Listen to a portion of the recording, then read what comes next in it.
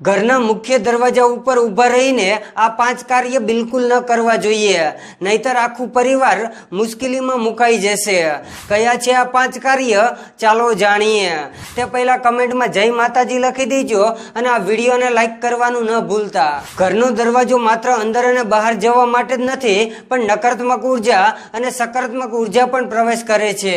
પહેલું છે ઘરના મુખ્ય દરવાજા પર પગ ન પછડાવવો જોઈએ, તેનાથી ઘરમાં ઝઘડા અને તણાવ જેવી સ્થિતિ ઉદ્ભવે છે। બીજું છે ઘરના મુખ્ય દરવાજા પર બૂટ ચંપલ ન ઘસેડવા જોઈએ, તેનાથી દરિદ્રતા અને આળસ વધે છે। ત્રીજું છે ઘરના મુખ્ય દરવાજા પર કોઈને ચરણ સ્પર્શ ન કરવા જોઈએ, તેનાથી તેની ઉર્જા ત્યાં જ રોકાઈ જાય છે।